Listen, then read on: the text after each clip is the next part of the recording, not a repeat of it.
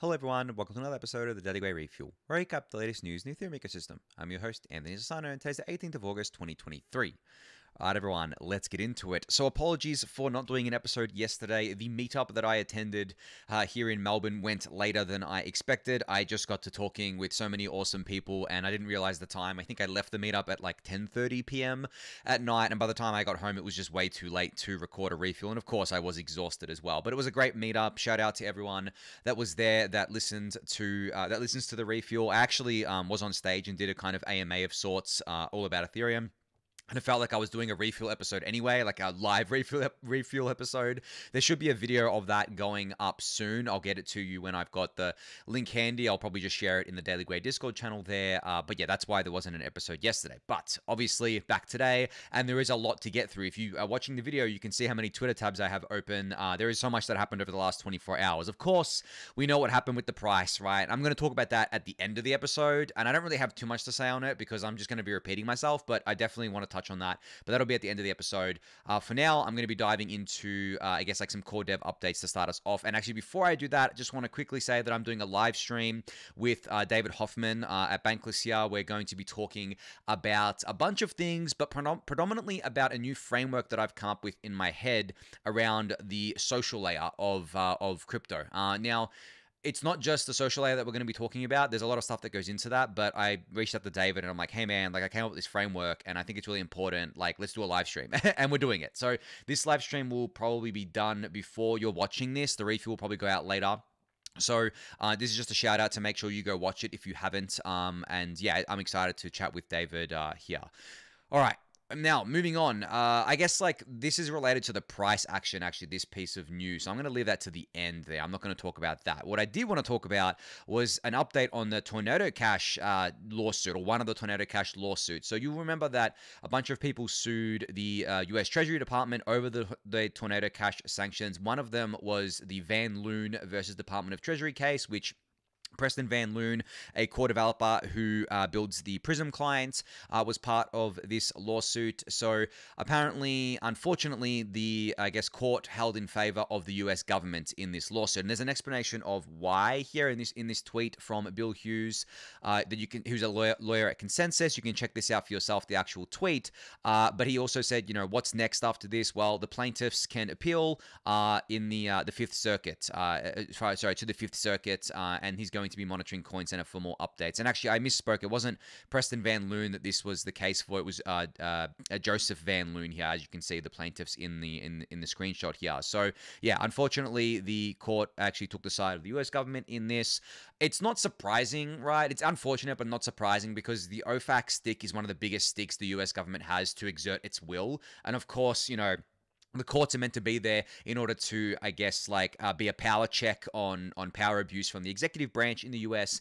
But I mean, it doesn't mean that the court is always going to side with the plaintiff, especially if they're not actually meant to side with the plaintiff, especially if the law is clear, which I don't think it is. But I mean, as I said, there's going to be an appeal happening. I'm not a lawyer, so I can't really break this down for you in any kind of like way, because I'll probably get things wrong. So I just highly recommend you read this tweet from Bill Hughes. And there was a bit of discussion in the replies as well for you to go check out. So I'll link that below.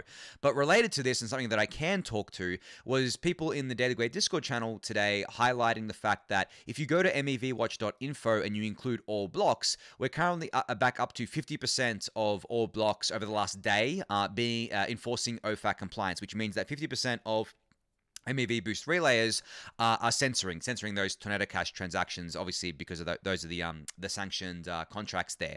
Now, if you go to the last 7 days, it also is a little bit high at 42%. I think we ended up going below 30% at one stage, but yeah, over the last day it is 50%. Now, people are asking, why is this the case? Did this happen because of the lawsuit kind of update there?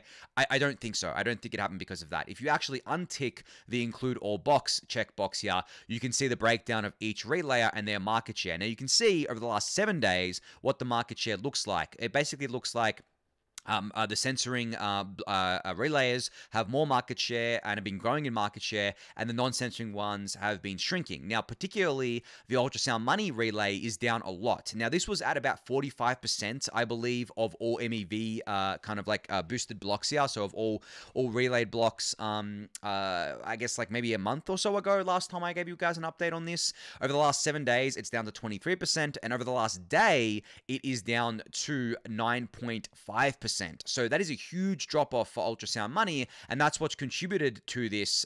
Basically, people are stop sending blocks to ultrasound money, and they're sending it to Flashbots and blocks route regulated, which are the two biggest censoring relays. Now, for why this is the case, I don't know. I'm trying to get more information on this. And I remember I did mention, some time ago on the refuel that I didn't like that ultrasound money had such a large market share because I was saying at the time, what if the ultrasound money relay started censoring? Well, then automatically their whole market share would become a censoring relay, right? But the flip side as well is that they can lose market share. And that's exactly what's happened here, which means that the censoring relays have gained market share, and now, unfortunately, we're back up to 50% OFAC compliance, according to MEVWatch.info. And this is why I've been pushing for a long time that we need more diversity among these relayers. But at the same time, running a relay isn't exactly a very profitable endeavor. It's definitely something that is not an easy thing to do. It's quite competitive. And that's why I've been pushing through for these other solutions that are in the pipeline in the Ethereum roadmap and educating you guys around them, like PBS and CR lists and stuff like that, because those are the real kind of long-term solutions. These MEV boost, relay, censoring, non-censoring stuff, this is all short-term stuff. This is not long-term stuff that is going to be as part of the Ethereum network for, the next 10 years. It's probably over the next 2 or 3 years or something like that. So yeah, I just wanted to break that down for you. But as I said, I don't think it has anything to do with the win of the Treasury in that lawsuit, because you can see that really the reason why it's up so much is because ultrasound money has basically gone down a lot for whatever reason that is. Now, I'm going to get to the bottom of that reason. I'm sure it's a technical reason, something like that, but I'll keep you guys updated when I have more information on that. All right, moving on to some core dev updates. So another all core devs call took place, and Tim Biko has his usual recap thread about this. No major stuff in here except a kind of recap of Devnet8. So that was also an announcement that was made here by Parathosh that Dencun Devnet8 is now live. Its next iteration in the devnets aim to allow clients to test interoperability with the latest spec. And you can also see that Terrence has a screenshot here showing that it was all going well. In Tim Biko's thread, he talks about how it was mostly stable. There were a couple of bugs here and there that were quickly ironed out. And there are 2 clients, I believe, right now that aren't part of this DevNet. 2 execution layer clients. I think it's like Aragon and Besu maybe, that will be joining later. But this is just running through the normal testing process that we've seen with everything else, every other network upgrade that has happened on Ethereum. And as I said before, I expected these DevNets to take place here. Then we're going to move on to the testnets in probably September. There is that testnet Holsky that I've been talking about a lot, or Holsky, that's going live on September 15th. It's actually replacing Girly, not Sepolia, I believe, or maybe the other way around. Man, I've forgotten. Someone corrected me on this, and I was like, you're right. And now I've just gotten mixed up again. It's replacing one of those testnets. I'm not going to give a concrete answer because I've forgotten. Someone corrected me in the comments. But and then that one, I don't know. I don't know if it's launching with the Dencun upgrade or if it's going to be upgraded to Dencun after, but I expect, mid to late September and October to be the final test nets, and then we'll get mainnet in probably November. Like, as I've said before, I thought November was going to be the time frame here. It could be pushed to early December, but as I've said before as well, December is not usually a time that the core devs like to do upgrades because obviously it's the holiday period. So I'm still betting on sometime in November, probably towards the maybe mid to late November. It just depends on how the test nets go and stuff like that, obviously. But we're getting close, guys. It's already late August, or I guess like mid to late August right now. Time's flying. We're going to get EIP 4844 as part of the Dencun network upgrade relatively soon. So I'm super excited for that. Now, of course, everyone's asking the question, okay, what comes after Dencun? What comes after 4844? What do we have to look forward to? So I guess, next upgrade after Dencun, I kind of am speculating right now. I mean, not speculating, but it kind of seems like it's going to be an upgrade that consists of EIPs that have been pushed out since the merge, because there's been a lot of EIPs that have been pushed to future upgrades since the merge that haven't made it in yet. So there's been when Dencun goes live, there will have been 3 network upgrades: the merge, the withdrawals with Sepolia and Dencun, without these EIPs a part of them. So I think that the next network upgrade after Dencun, which will probably be in like April, May next year or something like that, will be these EIPs, and a lot of these things, they're not really things that have user-facing kind of applications, except maybe the EIP that allows for execution layer exits of staking. That has a user-facing thing, but it's not something like 4844. So those things I expect to go into the next upgrade. But then after that, we have stuff like stateless Ethereum and the Verkle trees and the Verge roadmap to look forward to. And of course, there is a good thread to go with this today from Josh Rudolph, who works in R&D at the Ethereum Foundation.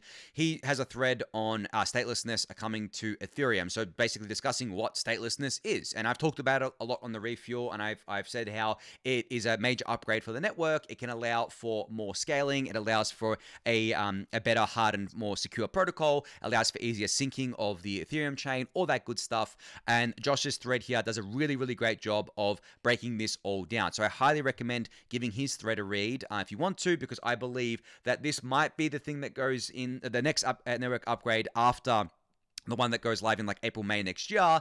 It'll probably be in late next year or something like November again next year, where we get this. So yeah, this is something to be paying attention to, and I'll keep you guys all updated on that, of course.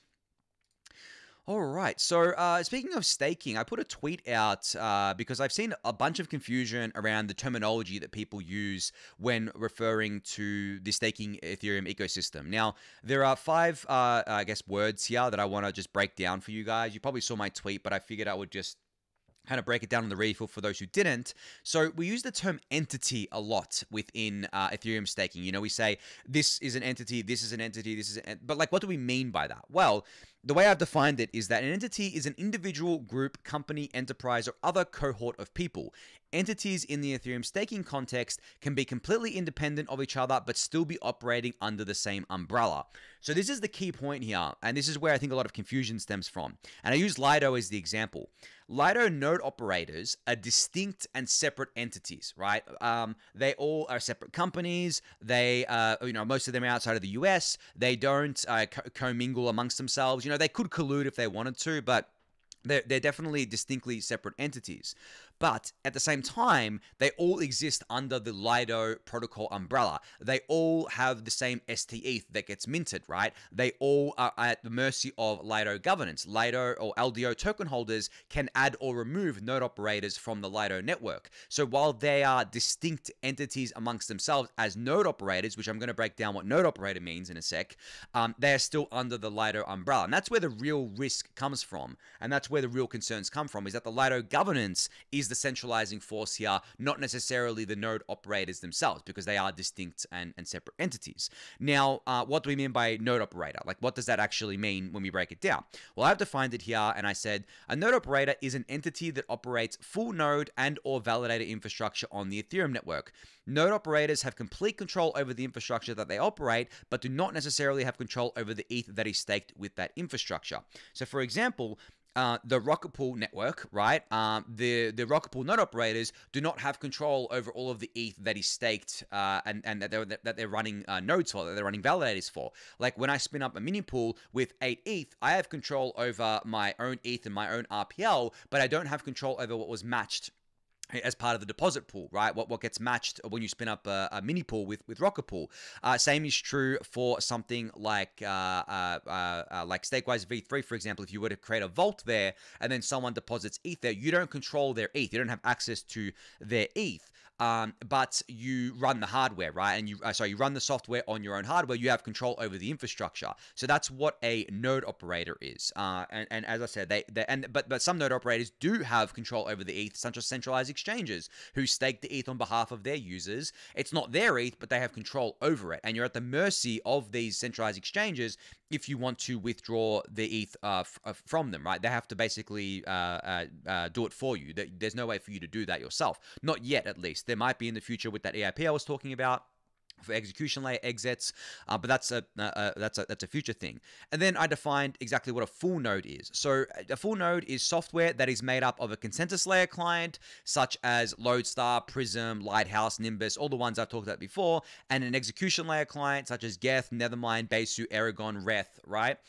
It syncs to the head of the Ethereum chain, so like the current state of the Ethereum chain, and is then kept up to date on new blocks and transactions. Running a full node does not require any ETH and only hardware and some basic technical knowledge. So you can run one of these nodes on a ROC5B board, a Raspberry Pi, and it doesn't require that much knowledge, that much technical knowledge to get up and running. Now, a validator is distinctly different to a full node. A validator is a piece of software, a client, that performs validator duties, attestations, block proposals, sync committees, and more, and is rewarded in ETH for doing so. Validators must communicate with a full node and must be collateralized with a minimum of 32 ETH to perform these duties. Many validators can connect to a single full node. So you can have one validator connecting to a full node, or you can have hundreds. You do not need to run multiple full nodes in order to run multiple validators. Now, obviously, in the future, if we increase the max effective balance from 32 ETH to 2048 ETH, you could basically consolidate those validators, and you would have less validators on the network overall, but it doesn't change the fact that you can still have multiple validators talking to one full node. Now, finally, the term staker is also something that I think gets confused among people, and I've just simply defined it as an entity that stakes ETH either on their own as a node operator, holding or minting an LST or liquid staking token, or staking with a service such as a centralized exchange. So there are many different ways to stake here, and that's how I've defined that there. So hopefully that all breaks the Ethereum staking ecosystem down for you guys, and I'll link the tweet in the YouTube description below, of course, for you to check out. But that's how I kind of view all of this and how it all fits together.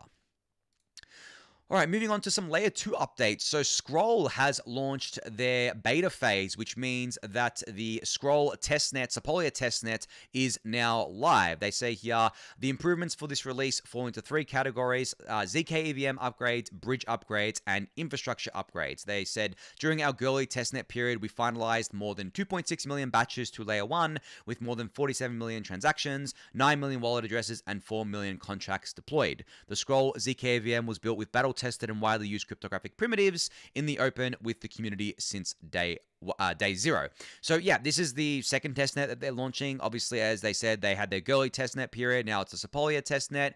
I assume mainnet comes after this, right? Like, I feel like this is probably the last testnet that they're going to be doing before they launch the Scroll ZK EVM mainnet. And yeah, congrats to them for getting this out of the door here. This is great. And a disclosure, of course, I'm an investor in Scroll, but I mean, I've been following their journey for quite a while now, and I've been very, very bullish on their technology because they have been really heads down grinding when it comes to the tech side of things. They are trying to do as many things as they can right before launching on mainnet. And there's actually been a debate in the community about this lately. I'm sure you've seen it on Twitter between the L2 teams about launching, too early and basically launching as a completely centralized thing, such as what Optimism has done with OP Stack, and they don't have fraud proofs, whereas other teams have delayed their launches because they wanted to make sure that it was secure, even though there was like a multi-sig or something behind it. They wanted to launch with the proper security guardrails in place. And there's a whole debate around that. I'm not actually going to get involved with that debate because honestly, I think a lot of it is pretty toxic. I think a lot of it is pretty noisy as well, because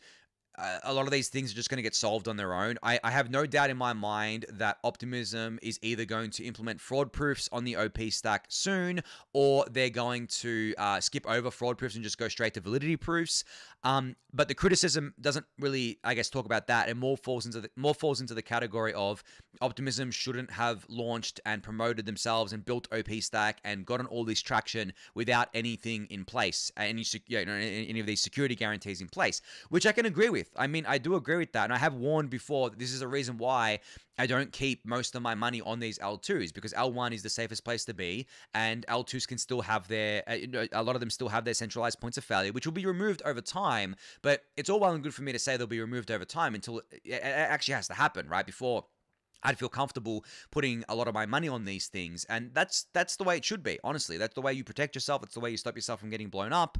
But yeah, as I said, I don't want to dive too deep into that discussion there. But yeah, if you want to check out more details of Scroll's Sepolia launch, you can check out the blog post here. I'll link it in the YouTube description below.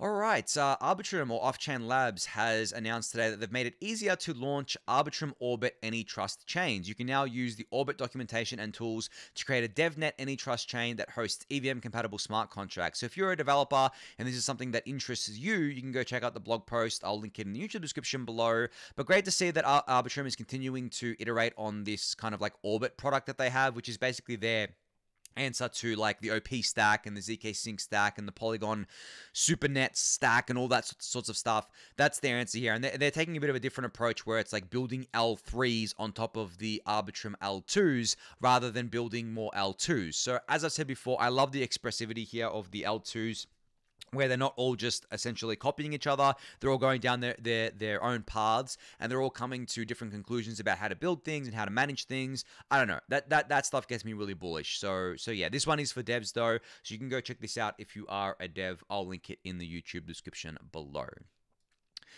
All right, speaking of rollups and L2s, Coffee here has introduced a new data set on Dune Analytics covering the on-chain costs and revenues of all L2s. Now, he has a new dashboard here, or an updated dashboard called Rollup Economics, where you can, I've shown this before, but basically it's been updated, and you can see all the things like the on-chain profit these rollups or the tracked rollups are making, the costs that they're publishing, transaction data to L1, all that information that I've gone through before on the refuel. You can go check this out for yourself. But you can see the growth here has been just insane. Look at this. This year, the on-chain profit of each of these, I guess, like rollups has skyrocketed. I mean, if we look at, I guess this is August. So if we look at July, because we'll get a full month if we look at July, you can see here that Base obviously wasn't live officially in July, but they still generated $675,000 of profit. ZK Sync generated $4.6 million of profit. OP Mainnet almost $1 million, and Arbitrum at $1.1 million. Now that, as I said, was just the full month of July. It was actually more in, I think it was more in total in May and June, or April and May, sorry, I should say.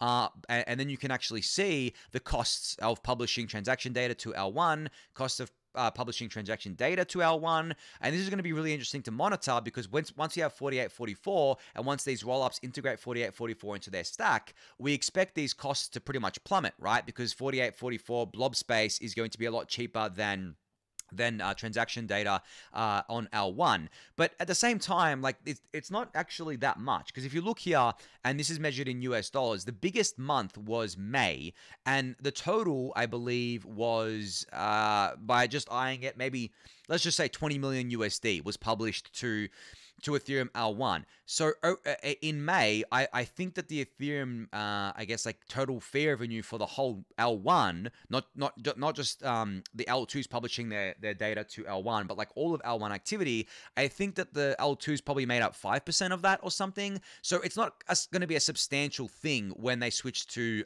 blob transactions. They're still going to be paying, obviously, but it's not going to be a substantial drop off, because as much as people, well, not just people, but we all say, people are going to move from L1 to L2, and L2 is where the majority of users are going to sit. That is true, but there's still going to be a lot of activity happening on L1. There's still going to be a lot of people on L1, and those people are just going to be the ones that can afford it at the end of the day, right?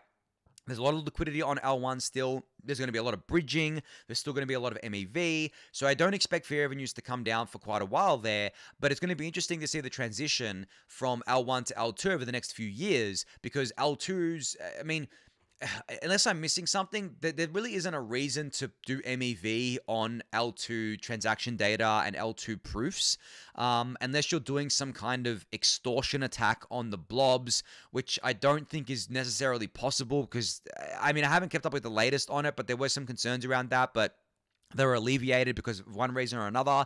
So if everyone just moved to L2s and no one was using L1, and L1, no one was using L1 directly, and L1 was only used for L2s, well, you would think logically that the L2s were doing so much volume that it makes up for the fee revenue that the L1 lost from people doing stuff on L1. But it remains to be seen if that's going to be the case. But yeah, I think L1 is going to be used for a long time still. It's not like everyone's just going to abandon L1 and go use L2. But you can go check out this Rollup Economics dashboard. I'll link it in the YouTube description below. All right, moving on. Connext has announced when their token is going to go live. So a disclaimer here: I am an investor in Connext as well, just to get that out there.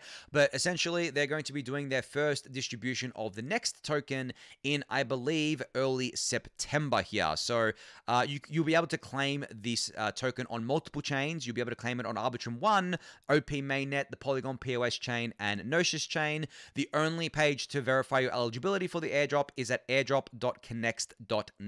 As I said, it is happening on early September. Actually, they've got an exact date here, September 5th at 1 p.m. UTC, which I believe is 2.5 weeks from today, or I guess like 17 days or something from today. So, but you can check your eligibility right now, as I said, at airdrop.connext.network. Only click the link in this tweet thread here, which I'll link in the YouTube description below. But yeah, I found it interesting that you were able to claim this airdrop on multiple chains, and that's because it is a cross-chain airdrop. I think it's the first cross-chain airdrop, and that's because Connext is a cross-chain protocol that I've been talking about for a long time now on the Refuel, and it is a very unique way to kind of do an airdrop here. So the next token is actually not an ERC20, it is an XERC20, which is a cross-chain native token that Connext has actually made here. And they say here, at launch, Next will be used to govern the Connext DAO, which is responsible for allocating funding for the ongoing development of the protocol and Connext ecosystem. And in the future, Next can additionally be used to further decentralize the network by making activities such as routing, chain support, and token listing permissionless via Next staking, subject to DAO approval. So the standard stuff, we see from tokens here. But yeah, you can check your eligibility right now. The link is in the YouTube description below for you to do so. All right, an update out of the Liquity ecosystem today. So this is all about oracles and how they are picked for Liquity v2. So they start off this tweet by saying, given the oracle's pivotal role in providing reliable, timely, and tamper-proof external data, choosing the right oracle for Liquity v2 is of paramount importance. And they say, let's break down the key aspects to consider when choosing the right oracle for v2 and contextualize them with the incumbent providers in the space. Now, there's a whole tweet here that explains all of this, which of course I'll link in the YouTube description below. But what they also have is a matrix here where they looked at each of the most popular Oracle providers, such as Chainlink and Tala, and obviously Uniswap v3, TWAP, Redstone, Python, and more, and they compared them based on a bunch of different criteria, such as is there admin control, what change do they support, what are the trust assumptions, that sort of stuff there. This is great. I haven't actually seen a breakdown like this before, and it's pretty cool to see like which kind of oracles are fitting what criteria, and you can see they're color coded here. Green is good, yellow is acceptable, orange is concerning. There's not that much orange here, which is great, and there's only one, I guess, like deal breaker in gray, and that was from Tala, where the latency is 10 to 20 minutes. So yeah, that, I guess definitely is a deal breaker. But you can see here that like Chainlink, obviously being the most popular, they've got a lot of green and obviously a lot of yellow here, but they also break down exactly why there's yellow. So in the admin control immutability section, Chainlink has an upgrade control over the Chainlink protocol. Chainlink Labs here. And then you can see, like, is it permissionless? No, there's whitelisted nodes, but that's just for Chainlink. But with Talor, it is permissionless, and it's fully immutable. And then they just break it all down here. I'm not going to dive into every single one, but you can go check this out for yourself. I'll link it in the YouTube description below. But yeah, kudos to Liquity for putting this together and actually putting a tweet out about this as well with the description of how they've come to these conclusions, because this is something that should be on actually a website. Imagine an l2beat.com for oracles. That'd be really cool. Maybe Liquity can spin that up now that they've done the research. Maybe they can create a site that actually lists these things, like Oracle Beat or something like that. Or maybe Chainlink can do it. Like Chainlink obviously is the biggest player in the Oracle space. It'd be cool to see them do something like this. Or maybe it already exists and I'm not aware of it. If it does already exist, please let me know. But you can go check out this full tweet. I'll link it in the YouTube description below. All right, CowSwap had a big announcement yesterday. They have integrated TWAP orders, or time-weighted average price orders, into the CowSwap protocol. So TWAP orders let users split their trades over time while benefiting from Cow's signature MEV protection and best prices. So it's available for safe wallets today, and you can check out this blog post. I'll link it in the YouTube description below. But essentially, people are asking, why would you use TWAP orders? Well, CowSwap answers this. They say TWAP orders smooth out market fluctuations, reduce the need to to set higher slippage tolerances and spread out the price impact of your trades. Now, this might not apply to smaller trades, right? It depends on the token as well. But let's just say you're doing a big trade. You're doing like $1 million trade or something like that. Your size is size. And you see that, okay, if I do $1 million kind of like a market sell right now, my slippage is going to be 10% because there's not that much liquidity for this token. And I'm going to eat 10% of my market sell and slippage, which means I'm only going to get 900K. I'm not going to get the full million. Okay, well, obviously you're not going to do that. Then you could do limit orders. Okay, do a limit order, but then a limit order, you can set the prices with the limit orders where essentially you have an order at one price and an order at another price, and maybe it's like a $50 difference between the prices depending on what you're buying, and then you can do that as well, and CowSwap supports that. Okay, that's cool, but like let's go beyond that and let's do a TWAP order where it basically smoothens all of this out and allows you to get the best possible execution for whatever you want to be selling, and now that can be done within CowSwap, which, as I've mentioned before, is one of my favorite exchanges to use, one of my favorite dexes to use. So kudos to them for launching this today. So you can go check out full details about this in the blog post and tweet thread, which I'll link in the YouTube description below. But yeah, just wanted to put that on your radar because I know a lot of you guys use CowSwap. All right, a protocol that has kind of exited stealth today is Zaros. So Zaros is a project that I actually am an investor in as well. I should note that there as a disclosure.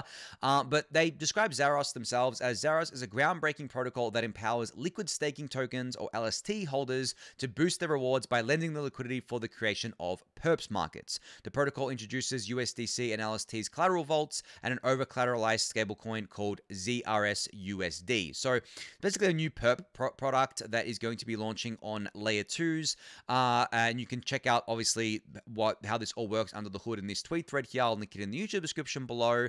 But I think that on-chain perps are uniquely being enabled now by layer 2s, and obviously Zaros isn't the first protocol to do this.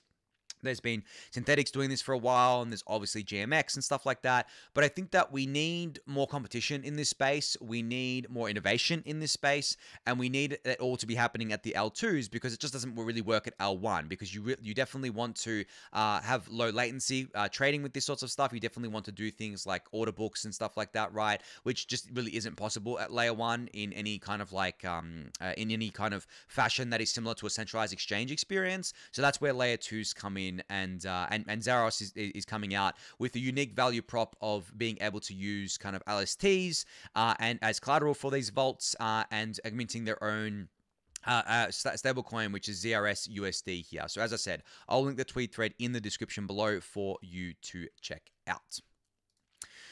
All right, Fire, the app or the extension that I've talked about before that allows you to see exactly what's happening with your transactions. I remember I showcased it on the Refuel where essentially it would be like a sister extension to MetaMask, for example. You would assign a transaction and it would show you exactly what you were signing. They have announced today that they are creating their own wallet. So this, I guess, was inevitable, and you can join the wait list to get access to it by entering your email on the website. But essentially, this is going to be an all-in-one solution. So no longer will the extension pop up along MetaMask. You'll just use the Fire wallet, and it will all be inbuilt into the wallet itself. And you know, there has been a bunch of new extensions or new web kind of like extension wallets coming out recently. You know, Rainbow has one. There's Rabby. There's another one that it's eluding me right now. They're all MetaMask competitors, of course, but they're doing a lot better than MetaMask, to be honest. And I know the bar isn't high, but I've said before that I don't think MetaMask is going to evolve much. It really just is that kind of like robust, old faithful wallet that you know is like super secure, been around for a while, has that Lindy effect, but it doesn't have the bells and whistles. It doesn't have the things like what Fire will give you. It doesn't have the things like what Rainbow will give you with the really pretty NFT displays and stuff like that.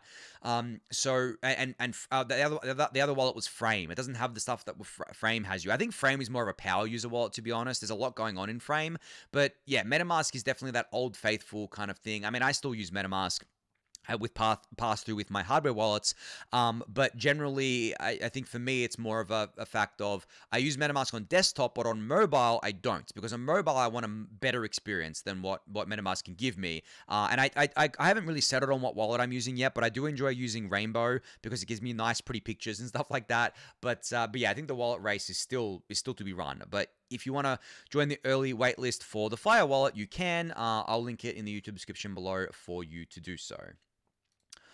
All right, to round out today's episode, let's talk the markets. So I put out this tweet just before where I said, the market can remain detached from fundamentals for longer than you think. I learned this the hard way in 2018/2019 and even 2020. Time-based capitulation just simply takes time. Have patience, focus on the long term, and a market might just reward you. So obviously, we had one of the biggest dumps we've had in a while overnight. I slept through the entire thing. It was amazing. I went to sleep. ETH was 1,700. I woke up. ETH was 1,700 again. And then when I checked the price, I was looking at my TradingView app on my phone. I hadn't actually looked at the chart yet. I'm like, oh, okay, another sideways overnight. Who cares? And then I looked at the chart, and I'm just like, ooh, ETH went to 1,540. And then went back up. I'm like, what the hell happened? So I jump on Twitter, of course, and I look, and I'm seeing everyone kind of like panicking. And I'm like, okay, did anything actually happen, or did leveraged apes just get blown up? And of course they did, right? Leveraged apes just got blown up. There was some headlines that people pointed to, like apparently SpaceX or Tesla sold their Bitcoin, but then they didn't sell it. They just wrote it down to zero or something. I don't know. There was just like all this stuff happening. And then there was a headline, which I had up before, where the SEC we set the green light ETH futures ETFs, which I don't think is actually new news. I think it's actually old news that's just been recycled. So there's just a bunch of like, for lack of a better term, shit fuckery going on in the, overnight while I slept. And yeah, I quite literally slept through it all. But the thing is that, as I said at the start of the episode, I don't have anything new to say here, guys. I've said it before and I'll say it again. The rest of this year is a write-off. It is literally just sideways in our defined range that I've shown before, between 1,000 and 2,000. It seems like that range is even getting tighter lately, where it's like between 1,500 and 2K, right? I just don't expect much to be happening this year. But when volatility like this happens, and when things tend to bounce off like high volumes, from a not just a trader perspective, but from like a long-term investor perspective, you look at that and you're like, okay, there's demand there, right? The price bounced back up because people were willing to buy. Now, where did that demand come from? Was it investors waiting to buy the dip? Were they sitting on some cash and they're finally like, oh my God, here's my opportunity to buy? Or was it traders basically saying, okay, wow, this is a nice scalp, I'm going to buy here and then just sell it instantly because there's like been a massive move? Because obviously traders live or die based on volatility, and for a long time now, there hasn't been much volatility, so they're obviously taking advantage of this move here. Or are we just going to like sit sideways for a little bit from here and then continue up again because all the leverage was cleared out? At the end of the day, depending on your time frame, it's going to be a different answer. For me, my time frame, you guys know, is many, many years into the future. I do not care about the short-term stuff. I know you guys do, and I know that a lot of you guys are first cyclers or even second cyclers that still are going through these sorts of stuff. So that's why I talk about it. But I look at today, and for me, it's like it was a buying opportunity. I bought some more ETH, of course, but also I look at it and I'm just like, this is just how these things go. This is just how these things go until, as I said before, unless ETH goes below $1,000 or, and closes below $1,000, like let's just say it's below 1,000 for like a week, or it's above 2,000 for a week at least, I'm not really going to start getting excited or panicking, right? And I mean panicking under 1,000, not getting excited under 1,000. I mean, I would be excited for like the 2 seconds that I get the opportunity to buy ETH under $1,000 again, and then if ETH sat there and didn't move up for like a week, I'd be like, oh, okay, what's going on, right? So for me, all these movements are just like, yeah, whatever. But as I said before, rest of the year, I expect sideways movement. And this sort of stuff going on, this shit fuckery, as I said. And then next year, I'm definitely predicting a more positive year. But I could be wrong on that, guys. Like, I know it's become a meme now that people are saying, wow, everyone's expecting the 2024, 2025 years to be a bull market. That's why it's not going to happen. But not everyone's expecting that, because when you have people that are saying that that's not going to happen, well, then it's basically not everyone saying that it's going to happen, because you have people that don't believe it's going to happen as well. So if everyone believed it was going to happen, you wouldn't have those people. So really, it's just a kind of battle of time frames, I think, as well, where people don't understand that things can change quickly, and they can change quickly when they've already when it took a long time for them to change. Now that might be confusing. Let me put that into context. So what typically happens is that you have what's called a wall of worry, where the price starts going up this wall, but it's a wall of worry. Everyone's worried. They're like, oh, is this the bull market? You know, they're in disbelief. They're like, is this a bull market? Like, do I buy here or am I going to get dumped on? Is it going to crash again? Is it going to new lows? And there's like a worry wall there.